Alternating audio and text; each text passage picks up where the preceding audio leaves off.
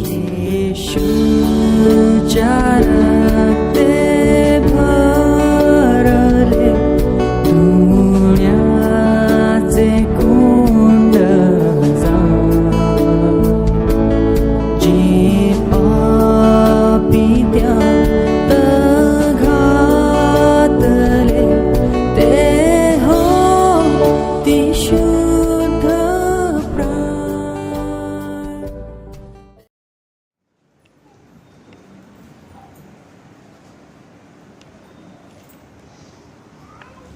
आणि तुम्हाला पुत्राप्रमाणे केलेला बोध तुम्ही विसरून गेला आहात काय?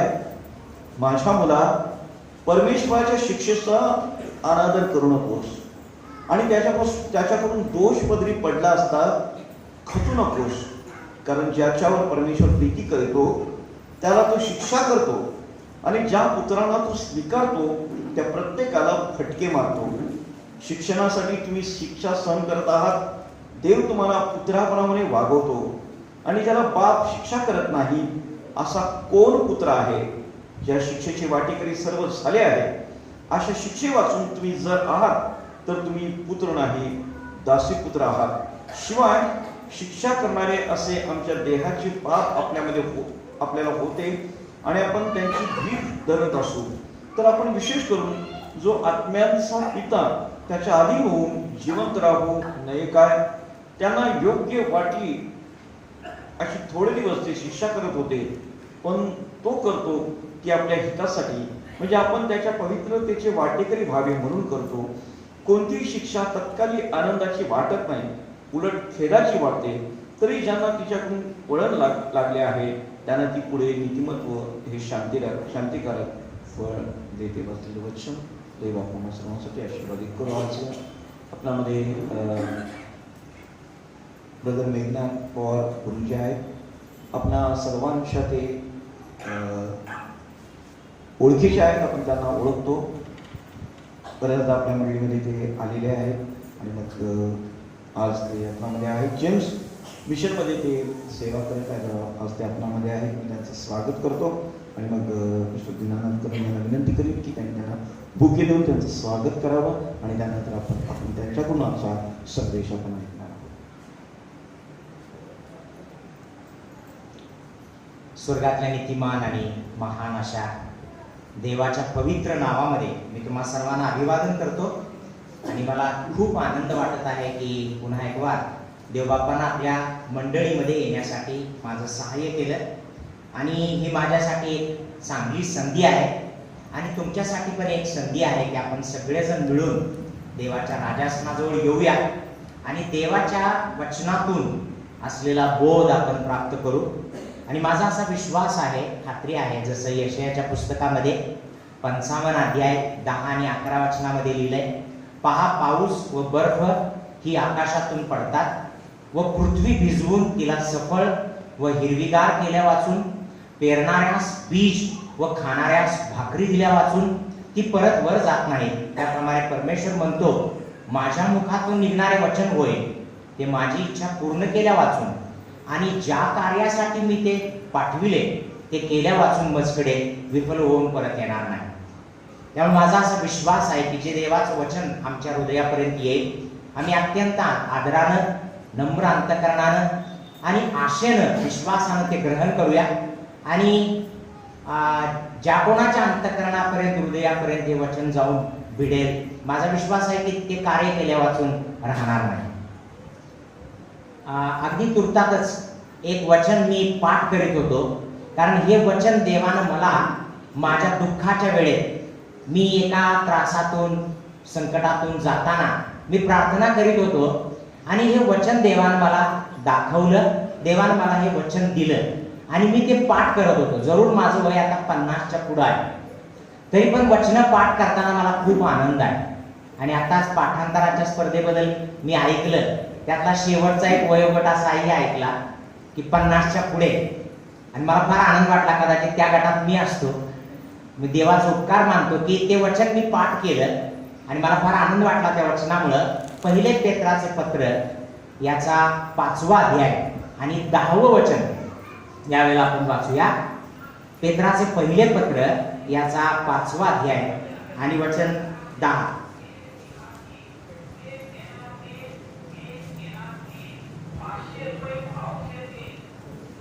जर कोणाला असेल कोणी वाचायला प्लीज माईक वरती मदत केली तर बरं होईल.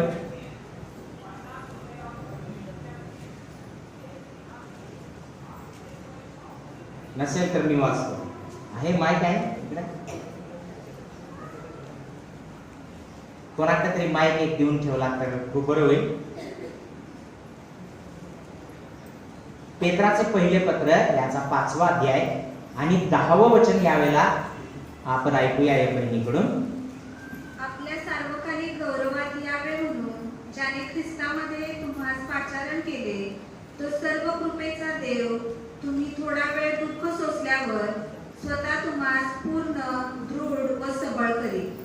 मी देवाचा आभार मानतो या वचनाबद्दल.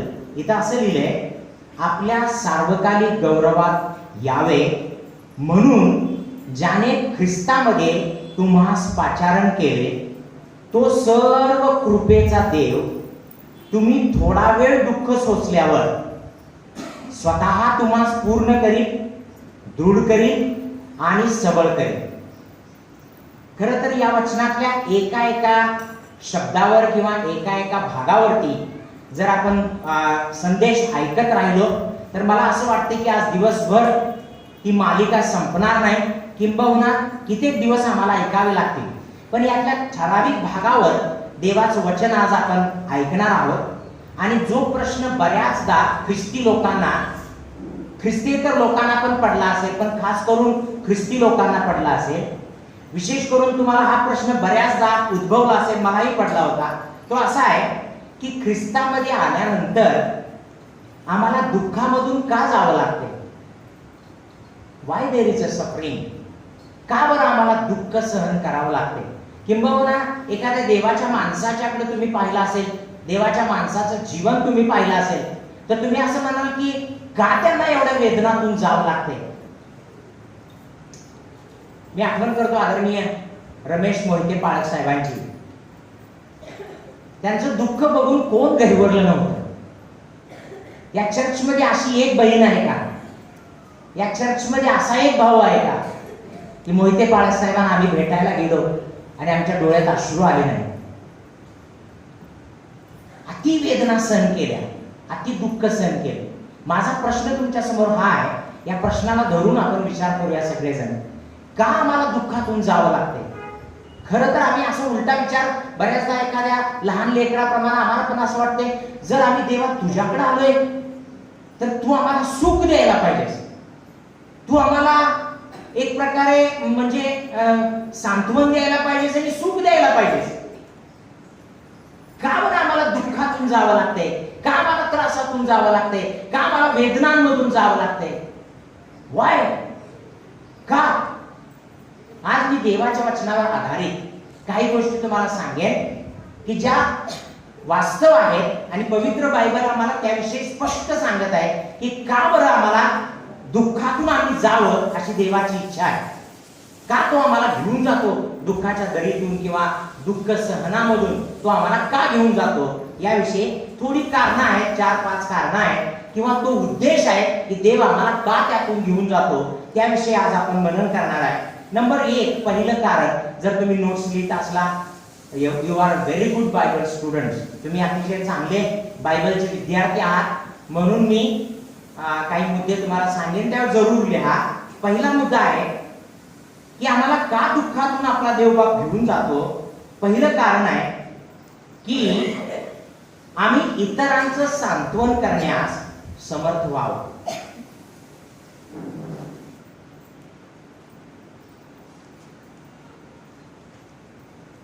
आताच आपण वाचले इब्रिलोकास पत्र याचा 12वा अध्याय, माफ करा, 2 करिंथकरास पत्रातून आपण वचन वाचणार आहे.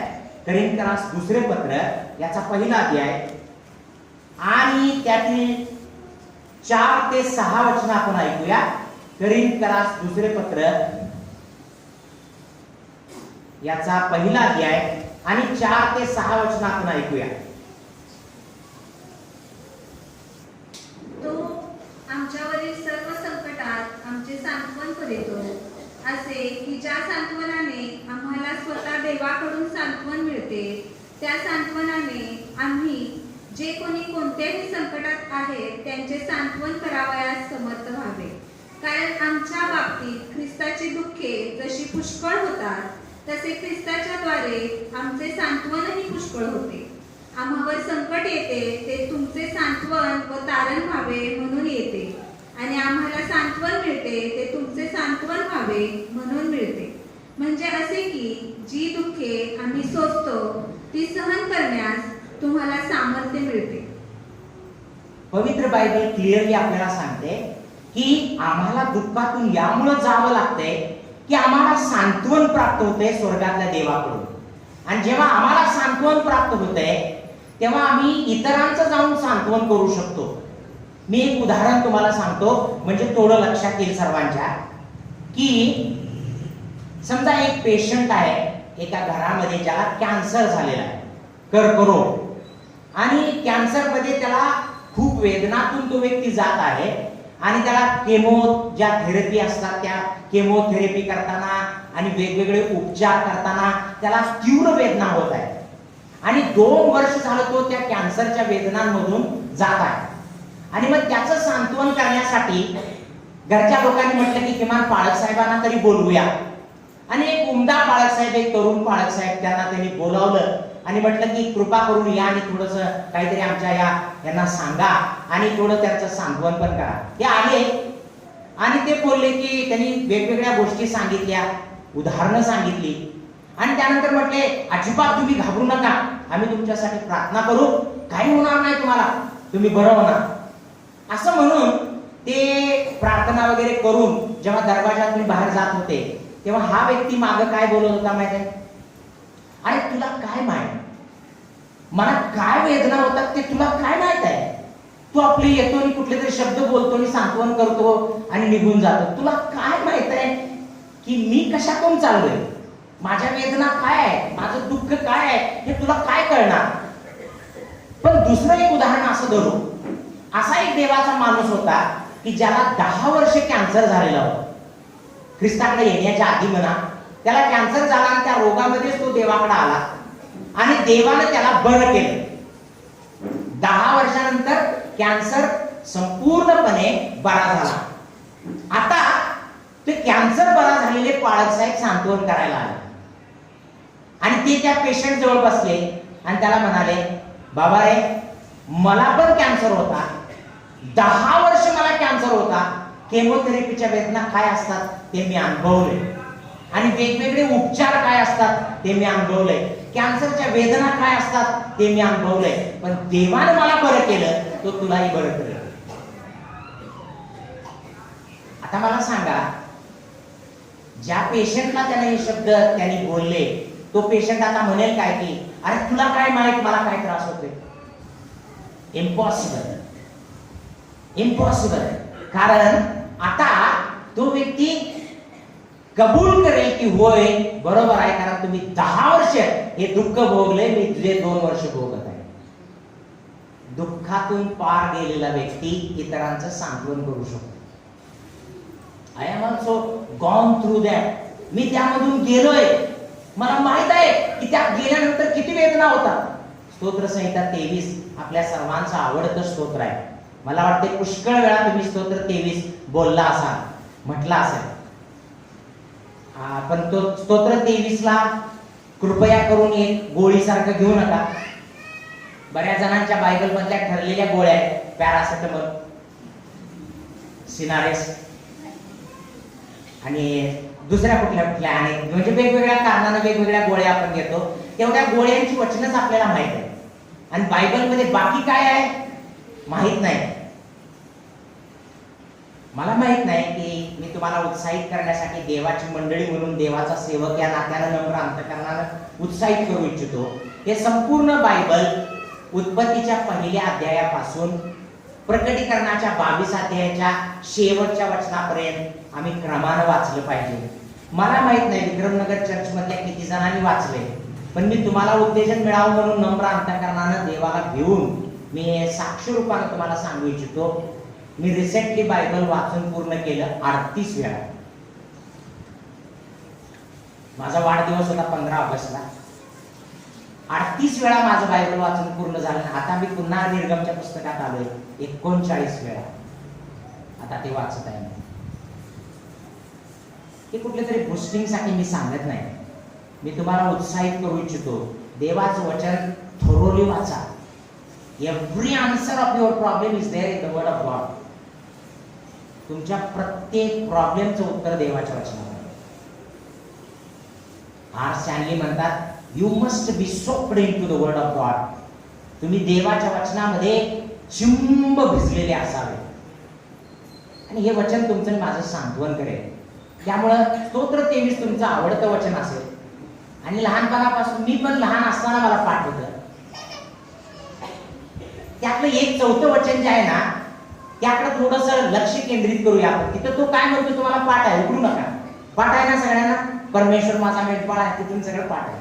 4थ्या वचनात तो असं म्हणतो, मृत्यू छायेच्या दरीतूनही मी जात असलो तरी कसल्याही अरिष्टाला भिणार नाही, कारण तू माझ्या बरोबर आहेस. पण मला आश्चर्य वाटते, जेव्हा मी या स्तोत्राचा अभ्यास करीत होतो त्यावेळेला मला फार आश्चर्य कशाचं वाटलं. सुरुवात करताना तो देवाविषयी जे सर्वनाम वापरतो ते वेगळं आहे. तो काय म्हणतो माहिती, परमेश्वर माझा मेंढपाळ आहे, मला काही उणे पडणार नाही. आणि तो सर्वनाम काय वापरतो, तो मला हिरव्यागार कुरणात बसवतो, तो मला संत पाण्यावर नेतो, तो माझा जीव ताजा तवाना करीतो, तो आपल्या नावासाठी मला नीती मार्गाने चालवितो. प्रत्येक ठिकाणी जे सर्वनाम त्यानं वापरले ते आहे तो. 4थ्या वचनात आल्यानंतर मात्र हा दावीद राजा स्तोत्र करता सर्वनाम बदलतो आणि तो म्हणतो, तू माझ्या बरोबर आहेस. तोच तू कसा झाला, तिथंच तर रहस्य आहे खरं. मृत्यू छायेच्या दरीचा अनुभव घेतला या दावीदाने. तो मृत्यू छायेच्या दरीतून गेला म्हणून आता तो म्हणतो, तो नव्हे तू माझ्या बरोबर आहेस. आणि ज्या कुणी हा अनुभव घेतलाय ना, देवाचं लेकरू या नात्यानं, मी तुम्हाला सांगतो, तो माणूस आयुष्यात कधीच ढळणार नाही. संकटांच्या मालिका जरी सुरू झाल्या, तुम्ही मालिका बघत असाल ना, सास भी कभी बहू थी. आता कुठल्या आहेत मला माहित नाही, पण पूर्वी त्या मालिकांनी एवढं डोकं माणसांचं हे करून टाकलं होतं. दिल्लीतल्या एका माणसानं त्या एकता कपूरवर केस घातली. तो म्हटला, या मालिका बंद करा. 9 वर्ष झालं बघतोय, हिचा नवरा मेला, तो पुन्हा तिथं कुठं जिवंत झाला. ते कुठनं काय त्यांनी चालू केलं होतं माहित नाही. तो कुठं तर परत आला, तो रजेवर गेला की ते मेलेला दाखवायचे. मी मालिकांबद्दल बोलतोय दुःखाच्या. कदाचित दुःखावर दुःख तुमच्यावर आला असेल, पण पहिल्या दुःखातनं ज्याला बाहेर काढलं तो दुसऱ्यातनं काढणार नाही काय? मला एका गोष्टीचं आश्चर्य वाटते बायबल मधल्या. एक ठिकाणी येशूनं 5000 लोकांना जेवण दिलं, बरोबर. दुसऱ्या ठिकाणी तिथं 5000 जेवण दिलं, तिथं 12 टोपल्या उरल्या भाकरीच्या. दुसऱ्या ठिकाणी त्याने 4000 भोजन दिलं, तिथं परत 7 टोपल्या उरल्या. तिसऱ्या ठिकाणी ते गेले तेव्हा परत जेवण नव्हतं आणि शिष्य कुरकुर करू लागले, आपसात चर्चा करू लागले, आपण जेवण आणलं नाही. येशूला खूप वाईट वाटलं. तो काय म्हणतोय माहिती, अरे तुम्हाला कसं सांगू मी, तुम्हाला का समजत नाही. तुम्ही ज्या वेळेला 5000 लोकांना भोजन दिलं त्यावेळेला किती टोपल्या उरल्या? 12. तुम्ही 4000 लोकांना भोजन दिलं तेव्हा किती टोपल्या उरल्या? 7. मग आता आणि परत तुम्ही चर्चा करताय, म्हणजे ज्याने 5000ला जेवण दिलं तो 4000ला जेवण देतो, जो 4000ला जेवण देतो तो आता जेवण देऊ शकत नाही काय? ज्याने पहिला चमत्कार केला त्याने दुसरा चमत्कार केला, ज्याने दुसरा चमत्कार केला त्याला तिसरा चमत्कार करता येत नाही काय? ज्याने पहिल्यांदा तुम्हाला दुःखातून सोडवलं, तुम्ही आजारी होता, तुमचा नवरा दारू पित होता, त्याला त्यातनं बाहेर काढलं, तो आता बरा करणार नाही काय? तुम्हाला वाटते पहिला चमत्कार त्याने केला 12 टोपल्या उरल्या, दुसरा चमत्कार त्याने केला 7 टोपल्या उरल्या, आणि आता तिसरा चमत्कार तो करतोय का नाही कोणास ठाऊक. तो आयुष्यभर चमत्कार करणार आहे, आम्ही त्याच्यावर विश्वास ठेवायला हवा. बऱ्याचदा तुम्हाला प्रश्न पडला असेल, त्यावेळेला देवानं मला वाचवलं, त्यावेळेला देवानं मला ऍक्सिडेंट मधून वाचवलं, त्यावेळेला मला आजार झाला होता, भयंकर रोग होता, किंबहुना कोरोना झाला असेल. कोरोनातनं सुद्धा वाचलेले किती लोक आहेत. आज जर आपण श्वास घेतोय, देवाची दया आहे. कोरोनामध्ये किती जणांचा श्वास बंद झाला आणि खरी नाती गोती वर आली ना. एका बापाला 3 प्राध्यापकासारख्या लेवलच्या लोकांनी, एक डॉक्टर होता, एक इंजिनियर होता आणि एक प्रोफेसर होता. आणि तो व्हिडिओ मी बघत होतो. जेसीबी मशीन आणून त्या पुढच्या चाकात बापा, त्या ट्रे मध्ये बापाला घातले, पुढे जे ब्लेड असते ना त्यात बापाला घातले, नेऊन खड्ड्यात पडले. तिघांनी पण हात लावला नाही. एक इंजिनियर आहे, एक डॉक्टर आहे, एक प्रोफेसर आहे. कोरोनानं नातीन गोती खरी शिकवली. त्या कोरोनाच्या काळात जे तुम्हाला भेटायला आले असतील ना ते तुमचे खरे सगळे सोयरे. मी गेलो होतो CPR हॉस्पिटलमध्ये. मी जाऊन कोरोना पेशंटच्या अंगावरती हात ठेवून प्रार्थना केली विदाउट मास्क.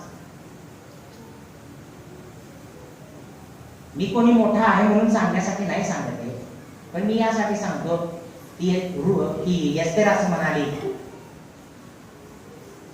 मी मेले तर मेले, if I die I die. माहित नाही देवावर आपण किती प्रीती करतो, पण मला सांगू द्या तुम्हाला, मी जेव्हा दुःखातून पार जातो ना तेव्हा जो दुःखातून चाललाय त्याचं सांत्वन आपण करू शकतो. त्याला तुम्ही म्हणू शकता की तू यातून बाहेर पडणार, कारण मी यातून बाहेर पडलोय, मी यातून बाहेर पडले म्हणून देव तुला पण बाहेर काढेल. असं म्हणण्याचा अधिकार त्यालाच आहे जो त्या दुःखातून पार गेलाय. स्तोत्र करता दावीद राजाला जेव्हा तुम्ही वर स्वर्गात तुम्ही मी भेटेल ना त्यावेळेला काय प्रश्न लोक त्याला विचारतील, मला माहित नाही काय विचारतील.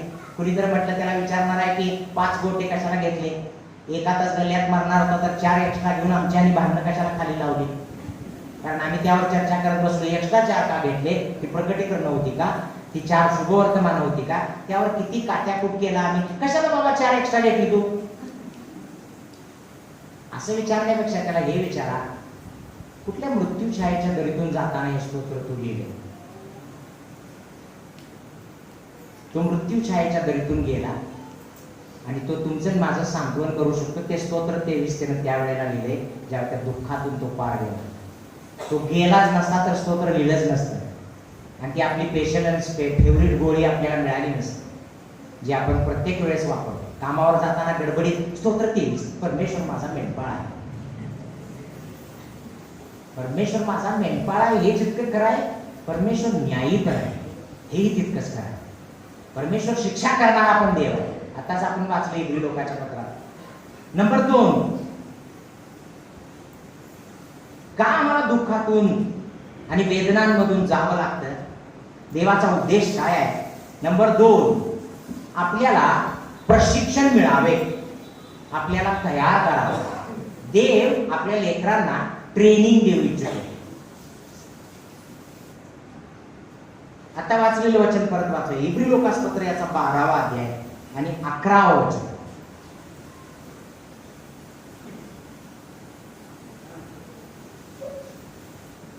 कोणतीही शिक्षा तत्काली आनंदाची वाटत नाही, उलट खेदाची वाटते. तरी ज्यांना तिच्याकडून वळण लागले आहे त्यांना ती पुढे नीतिमत्व हे शांतिकारक फळ देते.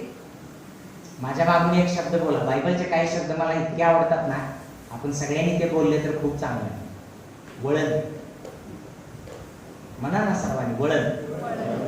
काही लोकांना असं वाटते की चर्चमध्ये आम्ही आलो ना आम्ही शांत बसणार आणि गाणं म्हणायचं आहे तुम्हीच म्हणा, आणि प्रार्थना करायचे तुम्हीच करा, आणि शास्त्र वाचायचं तुम्हीच वाचा, आणि संदेश सांगायचा नाव सुद्धा घेऊ नका, तुम्हीच सांगा.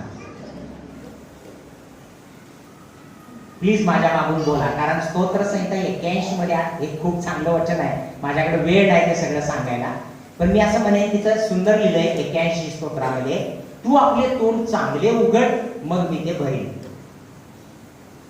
आपलं तोंड उघडा मग देव आशीर्वादाने भरेल. बऱ्याचदा आपलं तोंड, मग ते प्रचारक म्हणतात की आपण सगळेजण बोलूया, तुम्हीच बोला. डॉक्टरकडे जाऊन जर तुम्ही असं म्हटलं, डॉक्टर म्हणतात की आ करा, जीभ दाखवा, आणि तुम्ही दाखवली नाही तर रुसला असला समजा, तर एखादी नवी नवरी नवऱ्यावर रुसलेली असली आणि ती म्हणते अगं उघड ना तोंड, डॉक्टर आहे ते, डॉक्टर तुला सांगतात ना, ती अजिबात नाही उघडणार, अवघड होईल ना. डॉक्टरांना तुमची जीभ बघितल्याशिवाय, आतली पडजीभ बघितल्याशिवाय त्यांना कळणार नाही की तुम्हाला काय होतंय त्रास ते.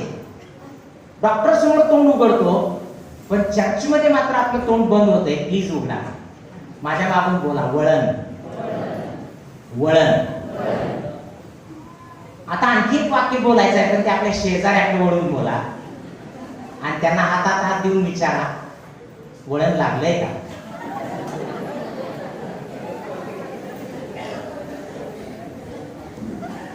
आयुष्यात एवढी वळणं आलीत, पण अजून अजून आम्हाला वळण लागलं नाही. चर्चला वेळेत यायचं वळण लागलंय का? बाळासाहेब मला म्हटले, गुरुजी 10ला चर्च असते, 10:30 पर्यंत आम्ही सुरू करू. एक्झॅक्टली 10:30ला देवाची दया होती माझ्यावर, आम्ही इथं पोहोचलो. पण लोक फारसे आले नव्हते, काहीतरी कारण असतील. पण मला माहित नाही की देवावरचं प्रेम आपलं कमी होत चाललंय का.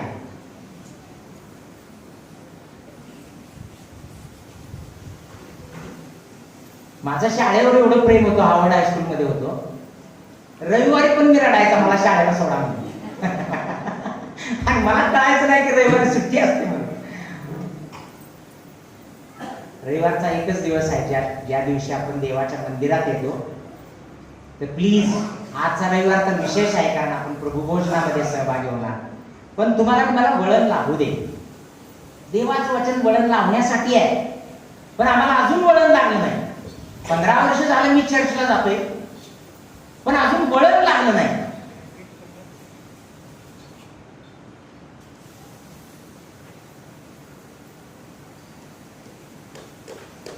पाऊल एक ठिकाणी काय लिहितोय आपण बघूया. पाऊला विषयी काय लिहिलंय.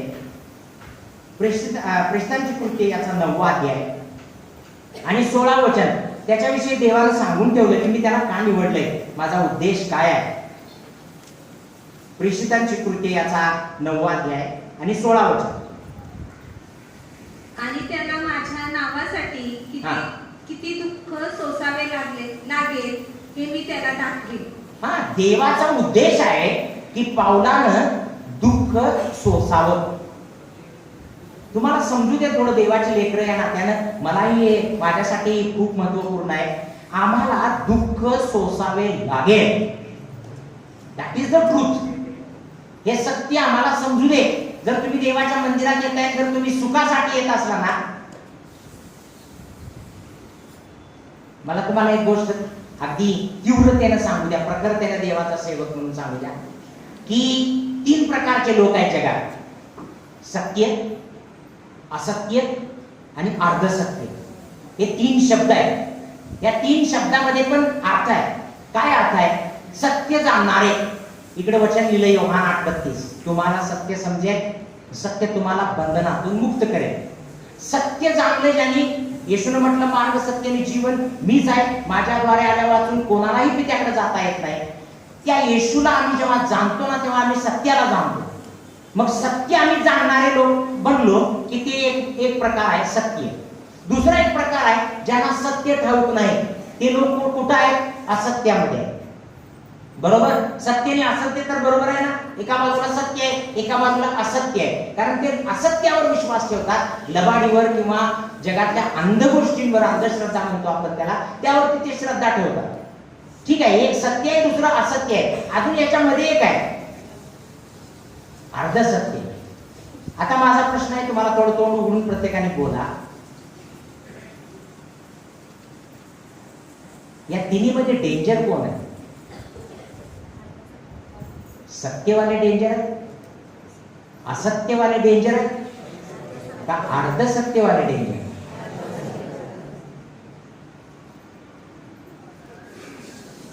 तुमचं उत्तर एक्झॅक्टली बरोबर आहे. अभिनंदन करतो मी तुमचं, कारण तुम्ही बरोबर सांगितलं. अर्धसत्यात जे आहेत ना, ते डेंजर झोन मध्ये आहे. आणि अर्धसत्य जर तुम्हाला कुणी आतापर्यंत सांगितलं असेल ना, मला पूर्ण सत्य सांगू दे. I want to tell you the whole truth of the Bible. Ardhsatya काय सांगितलं लोकांनी माहिती आहे? येशूकडे या, सुख मिळेल. येशूकडे या, शांती मिळेल. येशूकडे या, रोगमुक्ती मिळेल. येशूकडे या, अमुक मिळेल. येशूकडे या. आता तर काही लोक त्याच्याही पलीकडे गेले. ते डायरेक्ट म्हणतात, येशूकडे आला ना, अकाउंट नंबर तुमचा हा आहे, तुमच्या अकाउंटवर एवढे एवढे पैसे येतील. काल्वरीच्या क्रूसावर माझ्या प्रभू येशूनं रक्ताचा थेंब आणि थेंब सांडला, ते माझ्या अकाउंटवरती पैसे यावे म्हणून नव्हे, स्वर्गातल्या अकाउंटवरती माझं नाव लिहिलं जावं म्हणून त्यानं आपलं रक्त सांडलंय. जीवनी पुस्तकात आमची नावं लिहिली जावी म्हणून त्यानं आपलं पवित्र रक्त सांडलं काल्वरीच्या क्रूसावर. आमच्या अकाउंटवर जर पैसे यायचे असते ना, कशाला येशूला स्वर्ग सोडून खाली यायची गरज होती? अंबानीकडे जाऊन कामाला लागा ना पाया पडून, आपोआप अकाउंटवर पैसे येतील भरपूर. तो आमच्या अकाउंटवर पैसे देण्यासाठी आला नाही, आणि तो आम्हाला केवळ आरोग्य, तुम्ही म्हणाल की मग आरोग्य येशू देत नाही का?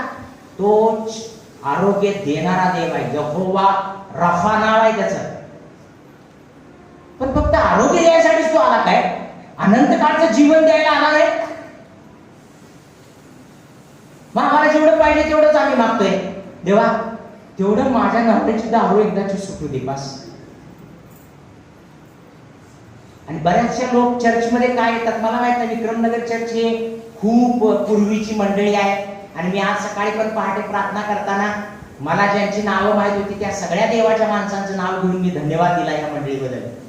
मोहिते पाळकसाहेब तर मला माहित होते, त्या आधी पण कोण कोण पाळकसाहेब इथं होऊन गेले. कदाचित मला माहित नाही किती वर्ष झाली, 100 वर्ष झाली असते चर्चला, आय डोंट नो. पण जेवढी वर्ष झाली या चर्चला, जेवढ्या पाळकांनी सेवा केली त्या प्रत्येकाबद्दल मी धन्यवाद दिला देवाला. मला तुम्हाला एवढंच सांगायचं आहे, देवाची प्रिय लेकर या नात्यानं आम्हाला वळण लागू दे. आणि जेव्हा आम्ही दुःख सहन करून जातो ना, आम्हाला वळण लागते. आत्ताच्या पिढीचा काय प्रॉब्लेम आहे माहिती आहे? दुःखाची ती झळ त्यांना बसेना झाली आहे जी पूर्वीच्या पिढीला बसली होती. आता एक सुखाचं साधन आमच्या हातात आलं. एक गीत पण आपण गातो ना, सुखाचे सागर.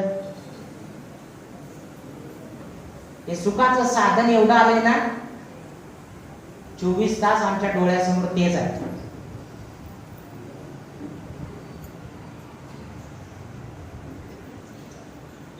माझा आणखी एक प्रश्न आहे तुम्हाला, हे माझ्या अंतःकरणातली कदाचित तळमळ असेल. तुमचं सुख कशात आहे? कुणीतरी म्हटलं, सैतानाला माहित नव्हतं की योबाचं सुख कशात आहे. त्यानं त्याची सर्व संपत्ती काढून घेतली, त्यानं त्याची मुलं बाळ पण काढून घेतली, आणि त्याच्या शरीरात मोठे मोठे गळवाचे फोड उठवून त्याला त्रास दिला.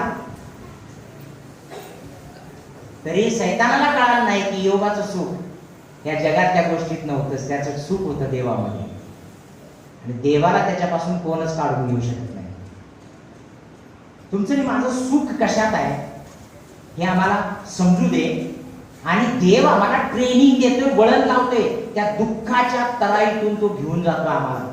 तुम्हाला माहिती आहे, काही काही लोकांना दुःख सहन होत नाही, आत्महत्या करतात लोक.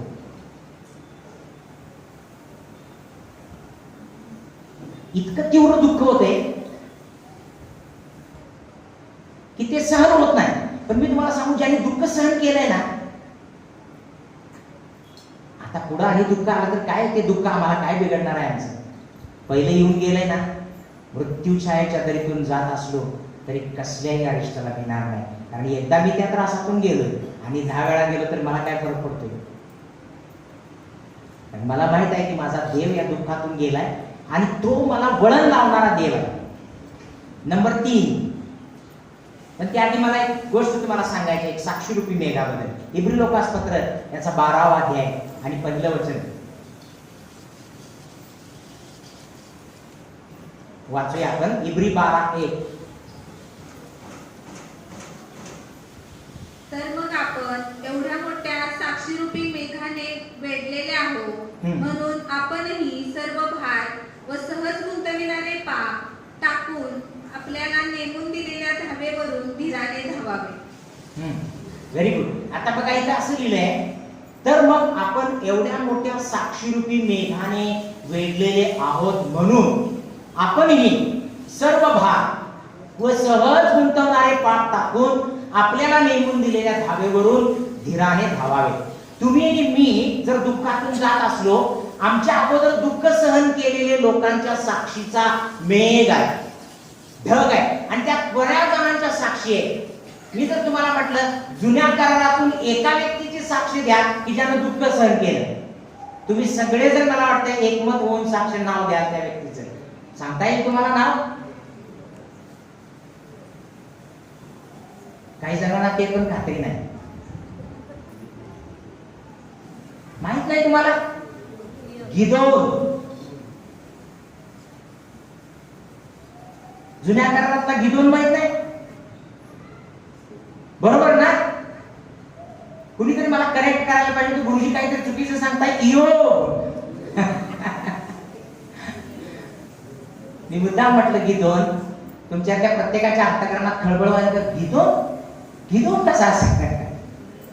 तो इयोब होता ज्याने दुःख सहन केलं. आणि नवीन करारात जर मी म्हटलं कोणाचं एकाचं नाव सांगा, एक दोन नावं तुम्हाला सांगता येतील, पण मी नाव सांगणार आहे त्या दोघांची ज्यांच्याबद्दल जुन्या करारात देवानं साक्ष दिली एका विषयी, नवीन करारात देवानं साक्ष दिली एका विषयी. जुन्या करारात अति तीव्र दुःख भोगलं इयोबानं, नवीन करारात अति तीव्र दुःख भोगलं जे आपल्या बुद्धीच्या, कल्पनेच्या, विचारांच्या पलीकडे असणारं दुःख भोगलं, त्याचं नाव आहे येशू. या दोघांबद्दलच साक्ष दिली बायबलमध्ये, दुसऱ्या कोणाबद्दल साक्ष नाही आहे. बघा तुम्ही इयोबाबद्दल काय साक्ष दिली देवानं? त्याच्यासारखा सात्विक, सरळ, देवाला भिवून वागणारा आणि पापापासून दूर राहणारा असा दुसरा कोणीही नाही. आणि येशूबद्दल काय साक्ष दिली? हा माझा पुत्र मला परमप्रिय आहे, याच्याविषयी मी संतुष्ट आहे. या दोघांबद्दल देवानं साक्ष दिली स्वतःहून. आणि या दोघांची खासियत काय आहे? जुन्या करारात ज्यानं दुःख भोगलं तो आहे इयोब, नव्या कराराच्या काळात ज्यानं दुःख भोगलं तो आहे येशू ख्रिस्त.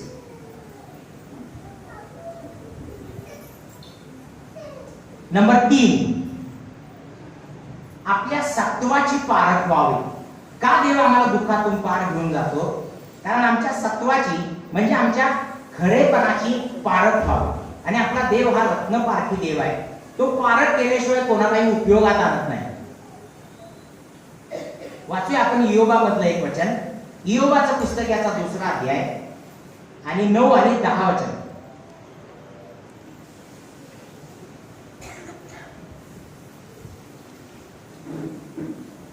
तिच्या प्रभात समयीचे तारे अंधकारमय हो नव्हे. इयोबाचं पुस्तक याचा 2रा अध्याय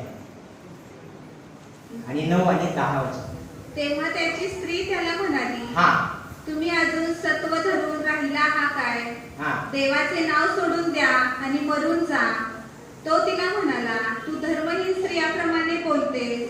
देवापासून सुखच घ्यावे आणि दुःख घेऊ नये काय? या सर्व बस प्रसंगी बस बस 9 आणि 10. ठीक आहे. या सर्व प्रसंगी वाचा. या सर्व प्रसंगी इयोबाने आपल्या वाचेने काही पाप केले नाही.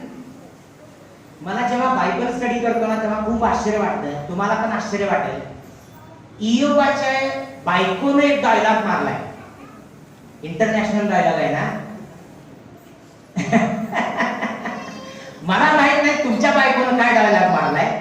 मला तुम्ही विचारलं की तुमच्या बायकोनं काय मारलाय तर मी सांगेन. म्हणजे मला विचारलं तर तुमच्या बायकोनं काय डायलॉग मारला मला माहित नाही, पण या बायकोनं खूप चांगला डायलॉग मारलाय ना. ती काय म्हणते की त्याची स्त्री त्याला म्हणाली, तेव्हा त्याची स्त्री त्याला म्हणाली, तुम्ही अजून सत्व धरून राहिला आहात काय? देवाचे नाव सोडून द्या आणि मरून जा. किती सोपं आहे बघा, सोडून द्या आणि मरून जा. आता बोला माझ्या मागून सगळे, सोडून द्या आणि मरून जा. काही जणांना भीती वाटायला लागली, अरे सोडून द्या आणि मरून जा असं कसं आम्ही बोलू. देवाचं नाव सोडून द्या आणि मरून जा म्हणते ही बायको. मी तुम्हाला एक आश्चर्याची गोष्ट सांगू, बायबल मध्ये पवित्र आत्मा हा खरा बायबलचा लेखक आहे. बायबल हे कोणी लिहिलं, कुठं लिहिलं, कधी लिहिलं, कसं लिहिलं, कोणकोणत्या भाषांमध्ये लिहिलं, कोणकोणत्या खंडामध्ये लिहिलं, बायबल लिहिणार आहे जे लोक होते ते कोणते होते, याविषयी मी बायबल कॉलेजमध्ये गेली 22 वर्ष शिकवतोय. मला हे सगळं पाठ आहे. तरी पण मी त्याचा थोडका भाग तुम्हाला सांगतो की बायबल मध्ये पवित्र आत्मा हा त्याचा खरा लेखक आहे. बायबल लिहिलं किती लोकांनी? 40 लोकांनी. त्यांचा उपयोग केला देवाने 66 पुस्तकं लिहिण्यासाठी. पण खरा लेखक कोण आहे? पवित्र आत्मा. पवित्र आत्म्याचं वैशिष्ट्य काय माहिती आहे लिहिताना? साध्या साध्या लोकांची पण नावं आहेत बायबलमध्ये. एक आंधळा भिकारी बसला होता वाटेवर आणि भीक मागत होता, त्याचं पण नाव आहे बार्तिमय. पण योबाच्या बायकोचं मात्र नाव लिहिलं नाही. 42 अध्याय आहेत योबाच्या पुस्तकात. का पवित्र आत्म्याला असं वाटलं असेल की तिचं नाव लिहू नये? मला माहित नाही का तिचं नाव लिहू नये असं वाटलं म्हणून. मला तुम्हाला उत्साहित करण्यासाठी एक मुद्दा सांगायचा आहे. जर तुमच्या प्रियजनापैकी कोणी दुःखातून जात असेल ना, त्याला धीर द्या आणि त्याला म्हणा तुझ्या बरोबर आम्ही पण आहे, त्या दुःखातून पार जाऊया. एक दिवस देव तुला या दुःखातून बाहेर काढेल आणि आम्ही पण तुझ्या सोबत राहू. असं जर ही बायको म्हटली असते ना, तिचं नाव पवित्र आत्म्यात लिहिलं असतं. तिचं नावच लिहिलेलं नाही, आंधळ्या भिकाऱ्याचं सुद्धा लिहिलं. वर स्वर्गात गेल्या बार्तिमेच्या जवळ बसा, तुझं नाव होतं की रे बाबा? आणि ती जर चुकून तिथं असली, मला माहित नाही ती आहे का, तर तिला मला तुझं नावच नाही बायबलमध्ये. 42 अध्यायात बायकोचं नाव नाही, त्याच्या मित्रांची नाव आहे. अलिपस नेमानी, बिल्दद, शुदी, शुही, सोफर नामाती. त्याच्या दुसऱ्या एका छोट्या मित्राचं पण नाव आहे अलिहू. आणि कोणाची नाव आहेत यात? ही नावं वाचताना गणनाचं पुस्तक वाचा. अमक्याला तमका झाला, तमक्याला तमका झाला, कंटाळून जाशील तुम्ही. इतकी नावं आहेत बायबलमध्ये. हे नावांचं पुस्तक आहे, हे वंशावळीचं पुस्तक आहे. पण त्या एवढ्या मोठ्या वंशावळीत मात्र योबाच्या बायकोचं नाव नाही. एवढंच लिहिलंय, त्याची स्त्री त्याला म्हणाली सोडून द्या आणि मरून जा. सोपा मार्ग सांगा, शॉर्टकट. तुम्ही कधी शॉर्टकट न गेलाय? कधी कधी आपण म्हणतो आता कावळा नाक्याला जायचं आहे ना, कावळा नाका राहू दे, समजा माधवा रोडला जायचं आहे तुम्हाला, तुम्ही काय म्हणणार, एक शॉर्टकट न जाऊया की. आणि शॉर्टकट न जाऊन 3 तास अडकून पडणार मधल्या एका बोळात, जिथं कोणीतरी डंपर लावलाय. मागेही जात मागेही जाता येत नाही, पुढेही जाता येत नाही. जीवनात शॉर्टकट शोधलाय का तुम्ही कधी? मला माहित नाही. पण बायको त्याला सल्ला द्यायला लागली. ती काय म्हणते, देवाचं नाव कशाला घेऊन बसलाय, सोडून द्या आणि बरोबर जा. त्यानं खूप चांगला डायलॉग बोलला. मला स्त्रियांच्या डायलॉग बद्दल खूप आनंद वाटतो बरं का. बायबलमध्ये मागे एकदा मी चर्चमध्ये आल्यावर शिकवलंय, बहुतेक मला आठवतंय. या बायबलमध्येच एका स्त्रीचा डायलॉग आहे, जे एंटायर बायबल मधला सगळ्यात माझा आवडता डायलॉग आहे. तो डायलॉग मी सांगतो तुम्हाला, तिचं नाव माहित आहे. ती म्हणाली, मला सोडून जा असा आग्रह मला करू नका. तुम्ही जिथं जाल तिथं मी येईन, तुम्ही जिथं राहाल तिथं मी राहीन. तुमचा देव तो माझा देव, तुमचे लोक ते माझे लोक. तुम्ही जिथं मराल तिथं मी मरीन आणि तिथंच माझी मुठमाती होईल. मृत्यू खेरीज करून तुमचा आणि माझा कशालाही वियोग झाला तर देव माझा तितकंच पारिपत्य करो, किंबहुना त्याहून अधिक करो. असं म्हणणारी ती स्त्री कोण आहे? कुणीतरी एस्तेर म्हटलं. असं दे, काय हरकत नाही. रूथनं डायलॉग बोलला, एस्तेरनं दुसरा डायलॉग बोलला. एस्तेर काय म्हणाली, मी राजासमोर, तुम्ही माझ्यासाठी 3 दिवस उपवास करा. शूशन राजवाड्यातल्या सगळ्यांना गोळा करा. शूशन येते 3 दिवस माझ्यासाठी उपवास करा. 3 दिवस अन्नोदक सेवू नका. अशा स्थितीत मी राजासमोर जाते, मग मी मेले तर मेले. हा डायलॉग एस्तेरचा आहे. पण रूथचा डायलॉग मला फार आवडतो. रूथ म्हणाली, तुम्ही जिथं जाल ना तिथं मी येईन, तुम्ही जिथं राहाल तिथं मी राहीन. तुमचा देव तो माझा देव, तुमचे लोक ते माझे लोक. तुम्ही जिथं मराल तिथं मी मरेन आणि तिथंच माझी मुठमाती होईल.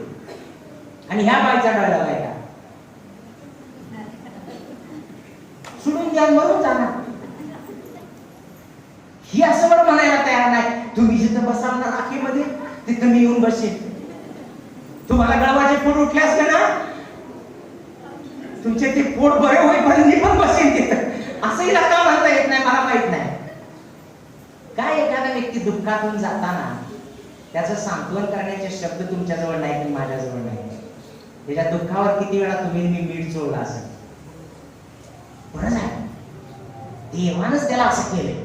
ठरू दे, त्याचे मित्र पण शेवटी त्याला तसेच म्हटले ना योगाला. एखाद्याचा व्यक्ती जर दुःखातून जात असेल, ती तुमची प्रिय व्यक्ती असू दे किंवा नसू दे, त्याला एवढं तरी म्हणा, देव बरं करेल, काळजी करू नको, देव बरं करेल. तुमच्या शब्दाला फुंकर घातली जाईल त्याच्या जखमेवर आणि बरा होईल तो. दुःखातून जाणाऱ्या लोकांना सांत्वनाचे शब्द तुम्ही मी बोलूया. आणि तिथं म्हटले सत्वाची पारख होण्यासाठी. इयोबाच्या सत्वाची पारख झाली. मला तुम्हाला एक गोष्ट आणखी सांगायची आहे. देव हा खूप विश्वासयोग्य आहे. इयोबाच्या पुस्तकाचा शेवट किती जणांनी वाचलाय? प्लीज आपले हात वर करून दाखवा. इयोबाचं पुस्तक किती जणांनी वाचलंय? त्याचा शेवटचा अध्याय 42 अध्याय किती जणांनी वाचलाय? कुणीच वाचलेलं नाही. थोडेच लोक आहेत ज्यांनी वाचलाय. थोडं धाडसानं हात वर करा. मला माहिती आहे बऱ्याच जणांनी वाचलं, पण कॉन्फिडंट नाही. मी काय प्रश्न विचारणार अशी भीती आहे का? काही विचारणार नाही. आपले हात वर करून दाखवा की किती जणांनी योगाचं पुस्तक वाचलं आणि योगाचा 42वा अध्याय वाचला. तुम्हाला माहिती आहे काय झालं योगाचं? जे आता ज्यांनी वाचला नाही त्यांच्यासाठी सांगतो. योगाच्या 10 मुलं मेली, 7 पुत्र 3 कन्या. त्याची सगळी संपत्ती होती, 500 गाढवी आणि उंट आणि काय काय काय काय, त्याचं वर्णन खूप मोठं आहे. ते सगळे गेले आणि योग जाऊन राखेत बसला आणि खापरीनं अंग खाजवू लागला. त्याला गळवाचे फोड उठले होते आणि त्या राखेत बसूनच तो मेला. असं लिहिलंय 42 अध्यायामध्ये. वाचलंय का तुम्ही? नाही. तुमच्या बायबलमध्ये वेगळं काहीतरी लिहिलंय वाटतं. काय लिहिलंय 42 अध्यायामध्ये? काही जण बायबल पटपट उघडून तर नाही योगाचं पुस्तक 42 अध्याय काढून बघायला लागले. काय लिहिलंय तुम्हाला माहित आहे? इयोबाच्या परमेश्वराने इयोबाच्या दुःखाचा परिहार केला. इयोबाने आपल्या मित्रांसाठी प्रार्थना केली आणि परमेश्वराने इयोबाच्या दुःखाचा परिहार केला. जेवढं जेवढं त्याचं गेलं होतं ना, दुप्पट परत दिलं देवाने. मी तुम्हाला सांगतो, आज जर तुम्ही दुःखातून जात असला ना, देव दुप्पट परत दिल्याशिवाय राहणार. तो विश्वास योग्य देव. कोणाचाही अंत देव असा दुःखात करत नाही. तुम्ही जर दुःखातून जात असला तर सांत्वन पावा आज देवाच्या वचनाद्वारे. कारण प्रतिफळ मिळेल आणि इतकं मोठं मिळेल की ते तुम्ही म्हणाल त्या करितकाराच्या पुस्तकात लिहिल्यासारखं, डोळ्याने जे पाहिलं नाही, कानाने जे ऐकलं नाही, माणसाच्या मनात कधी विचार पण आला नाही, अशा गोष्टी देवाने आपल्यावर प्रीती करणाऱ्यांसाठी राखून ठेवल्या. त्यामुळे देव आमचं सांत्वन करणारा देव आहे आणि आमच्या दुःखातून आम्हाला पार घेऊन जाणारा आणि आम्हाला प्रतिफळ आणि आशीर्वाद देणारा देव आहे. देव अविश्वासू नाही आहे, तो विश्वास योग्य देव आहे. योगाचंच उदाहरण नव्हे, कितीतरी उदाहरण आहेत बायबलमध्ये आणि जगभरात की जे दुःखातून गेले पण देवाने त्यांचं सांत्वन केलं, देवाने त्यांना प्रतिफळ दिलं, देवाने त्यांना आशीर्वादित केलं. नंबर 4, आपल्याला गौरव प्राप्त व्हावे म्हणून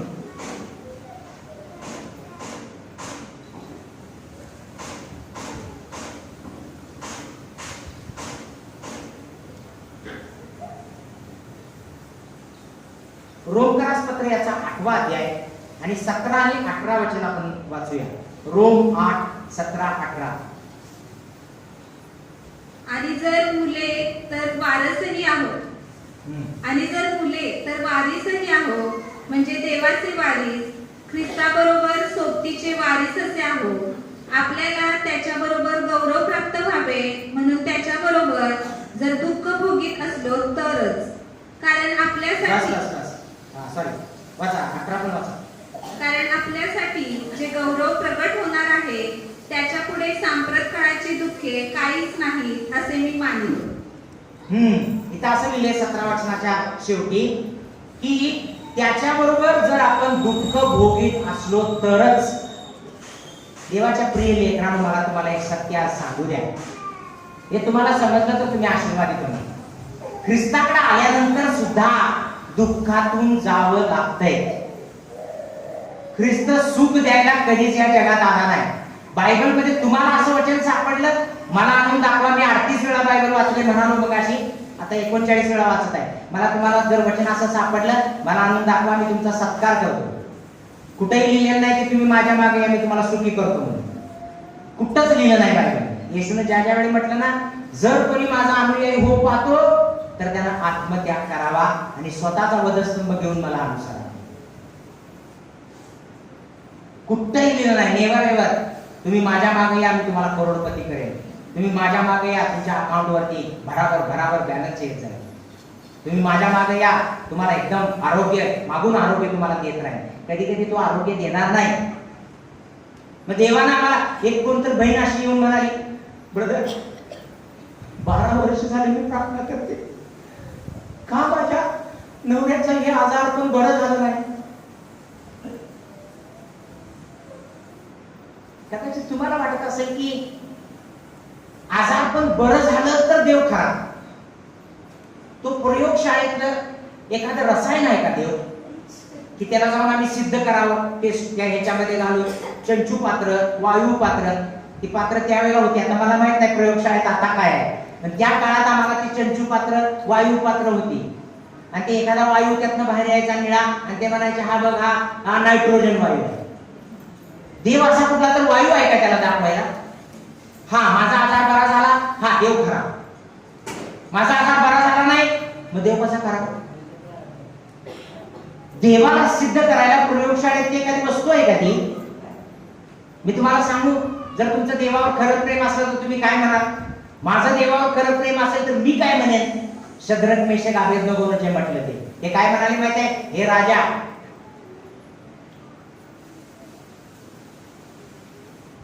तप्ताग्नीच्या पट्टीतून सोडवायला आमचा देव आम्हाला समर्थ आहे. पण जरी त्यानं आम्हाला नाही सोडवलं तरी एक लक्षात ठेव की तुझ्या मूर्तीसमोर आम्ही नमन करणार नाही. असंच लिहिलंय बायबलमध्ये, वाचा नंतर दानियेलच्या पुस्तकात. हे तिघजण काय म्हणतात, त्यांचा डायलॉग काय आहे? हे राजा, जर आमचा देव आम्हाला सोडवायला समर्थ आहे तप्ताग्नीच्या पट्टीतून, पण जरी त्यानं सोडवलं नाही ना तरी पण आम्ही कॉम्प्रोमाइज करणार नाही. तोच आमचा देव. कधी तुम्ही मी असं म्हटलंय का, देवानं मला बरं केलं तर तो माझा देव आहे, नाही जरी बरं केलं तरी तोच माझा देव. बऱ्याचदा तुम्ही मी देवालाच कसोटीत घालतो, म्हणतो त्याने मला बरं केलं तर तो माझा देव, आणि नाही बरं केलं तर मग दुसरा देव शोधायला जातो. मला माहित नाही, मी 29 वर्ष झालं ख्रिस्तावर विश्वास ठेवून. मी हिंदू परिवारातून आहे, माझी साक्ष दादांसह सगळ्यांना माहित आहे. 29 वर्षात मला कधी वाटलं नाही की मी मागं वळून दुसऱ्या कुठल्या तरी देवाकडे जावं. मला माहित आहे की हाच देव खरा देव आहे. तो माझी प्रार्थना ऐकू दे तरी तो माझा देव आहे, नाही ऐकली तरी तो माझा देव आहे.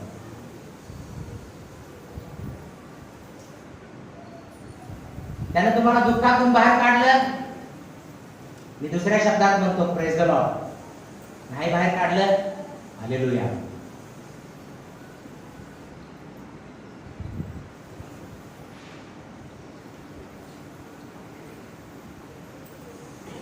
नंबर 5, का देव आम्हाला दुःखातून घेऊन जातो?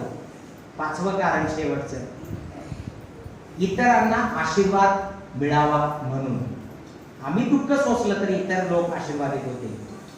इब्री लोकासपत्र याचा 12वा अध्याय आणि वचन 2.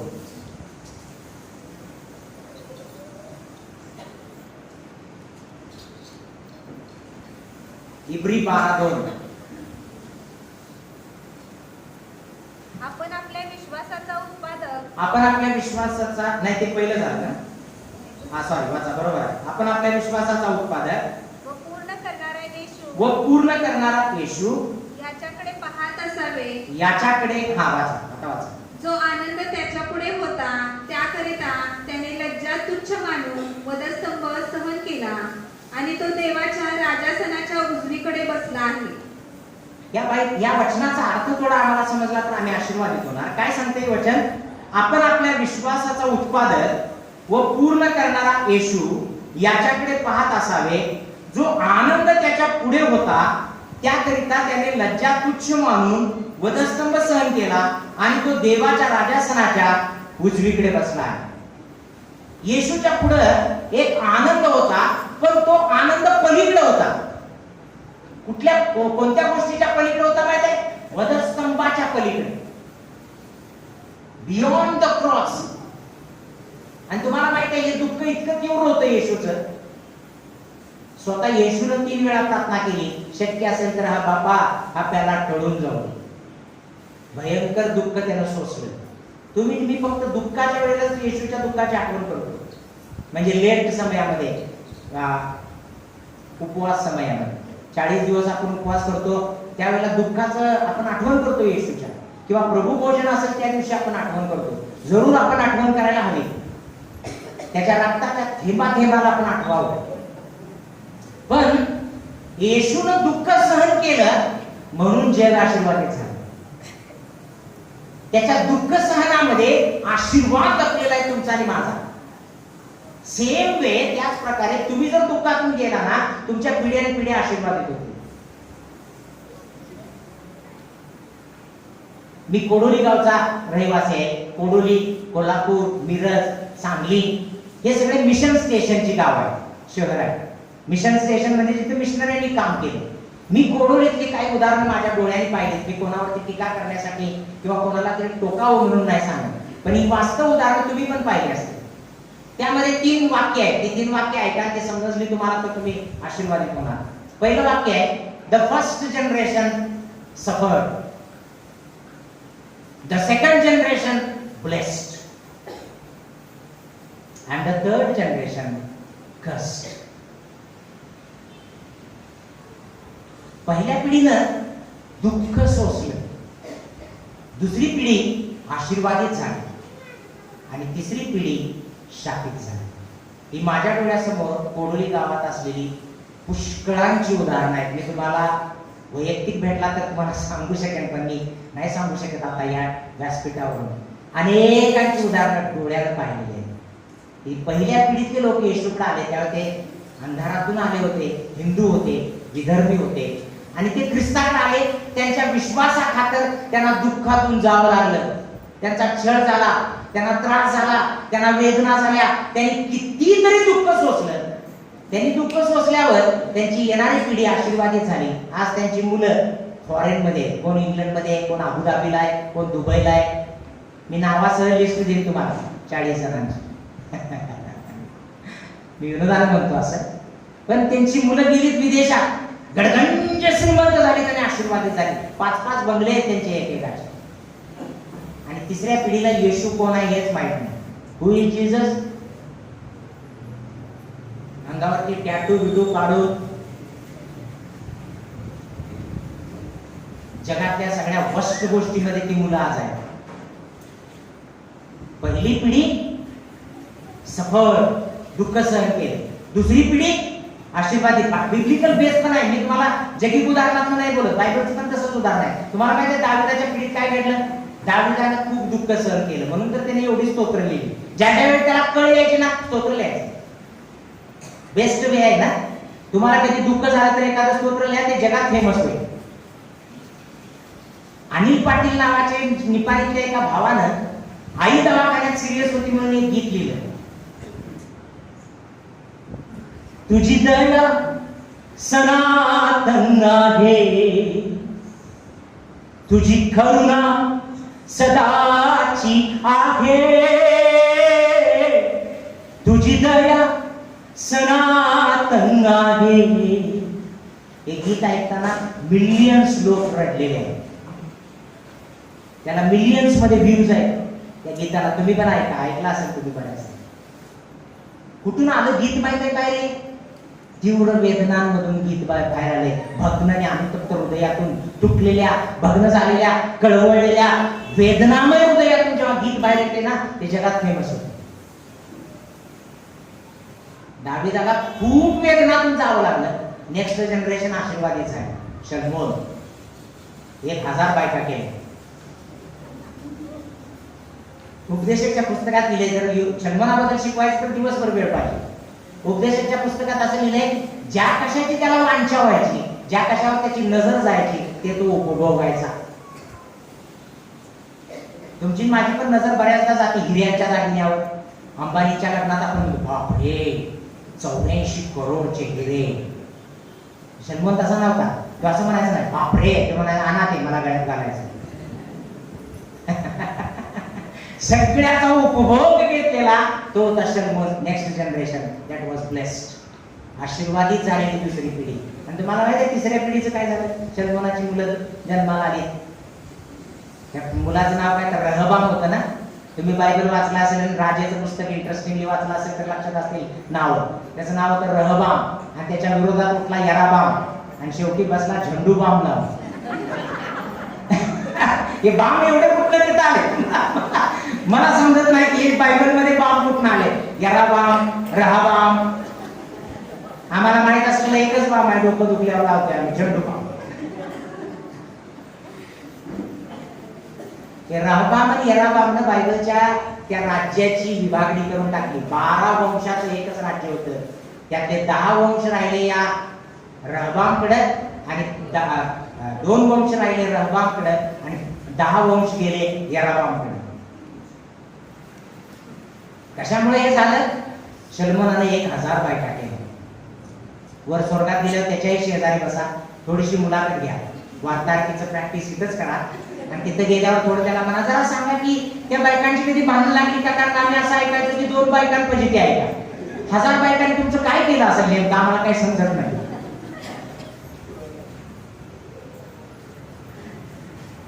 विनोदाने म्हटलं, पण मला एक गोष्ट तुम्हाला सांगायची आहे. जेव्हा आम्ही दुःख सहन करतो ना, दुसरे लोक आशीर्वादित होतात.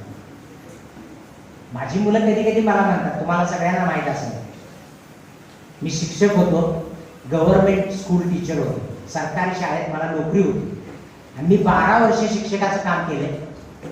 त्यानंतर मी राजीनामा दिला आणि राजीनामा दिल्यानंतर मला पालकाचा पगार मिळतो.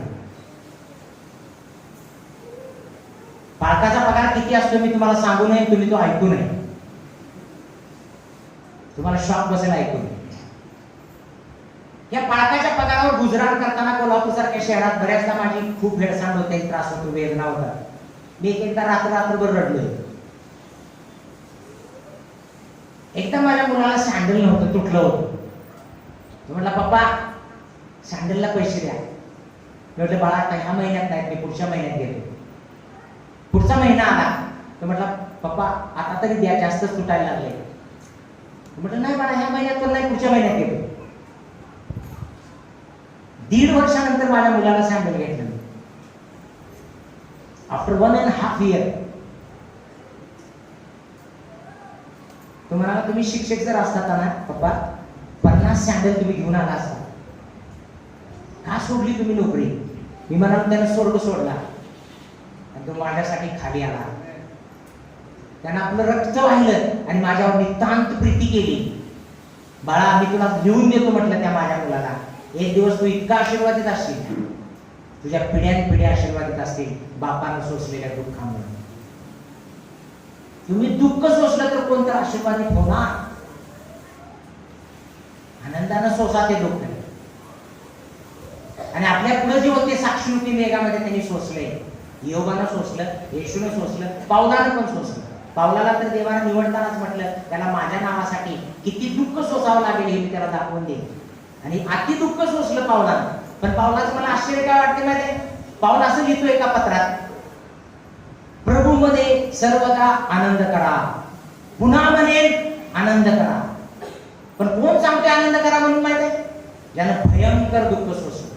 त्याच्या संकटाची यादी एवढी मोठी आहे. नद्यावरची संकट, रानातली संकट, बंधुजनाने आणलेली संकट आणि कितीतरी संकट सोसली पावलानं. आणि ज्यानं संकट आणि दुःख सोसले तो तुम्हाला आणि मला उत्तेजन देऊन म्हणतोय आनंदित असा. आज मी तुम्हाला यासाठी दुःख सहनाबद्दल बोललो.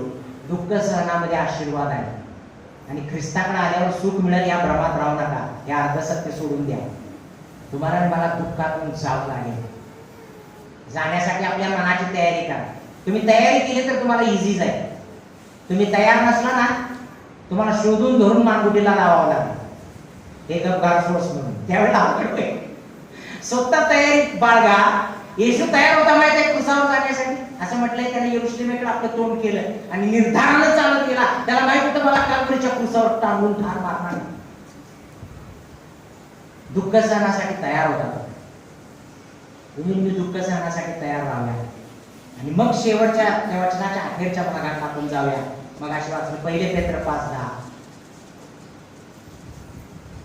तिथं म्हटलंय, आपल्या सार्वकालिक गौरवात यावे म्हणून ज्याने तुम्हाला ख्रिस्तामध्ये पाचारण केले तो सर्व कृपेचा देव तुम्ही थोडा वेळ दुःख सोसल्यावर स्वतः तुम्हास पूर्ण दृढ आणि सबळ करेल. आता माझ्या मागून बोला, पूर्ण दृढ सबळ. हे आशीर्वाद आहे देवाचा. थोडा वेळ दुःख सोसल्यावर, पण ते थोडा वेळ किती असते मला विचारू नका. कोणतर म्हणेल थोडा वेळ म्हणजे किती हो ब्रदर? मी म्हणेन एक स्त्री 12 वर्ष रक्तस्रावी होती. बायबल मधल्या वर्षांची आकडेवारी आहे. दुसऱ्या एकाबद्दल म्हटलंय 18 वर्ष कुबड लागलेली स्त्री सभास्थानात आली. तिसऱ्या एकाबद्दल म्हटलंय 38 वर्षाचा दुखणेकरी त्या तळ्याजवळ होता. तुम्ही जर येऊन मला म्हटला की थोडा वेळ म्हणजे किती, मी म्हणेन या तिघापैकी एक.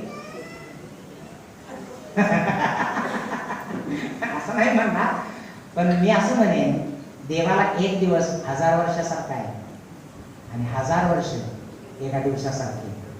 त्यामुळे देवाला तुम्ही विचारा की देवा मला यातनं कधी बाहेर काढणार, पण त्याचं अभिवचन खूप चांगलं आहे. तो काय म्हणतो माहिती आहे? मनुष्याला सहन करता येणार नाही अशी परीक्षा तुमच्यावर गुदरली नाही आणि परीक्षेतून निभावण्याचा उपायही देव करेल, अशासाठी की तुम्ही ती सहन करावयास शक्तिमान व्हावे.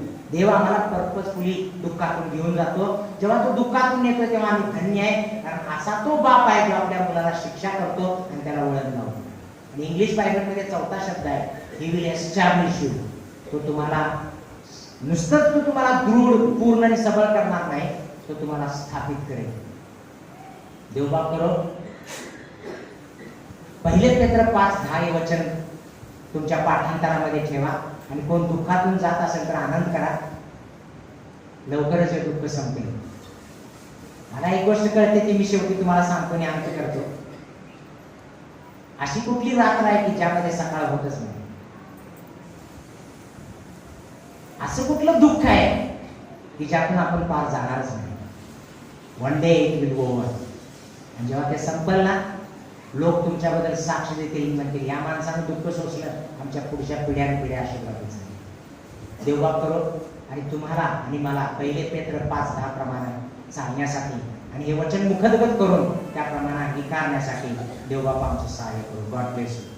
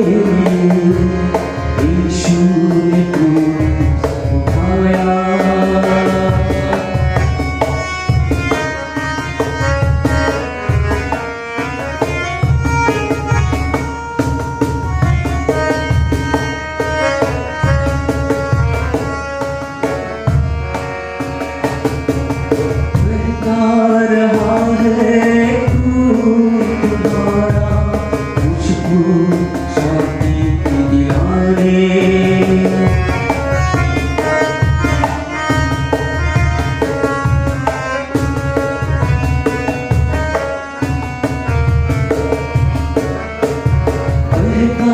रहा है तू तुम्हारा मुझको शांति दिलाने।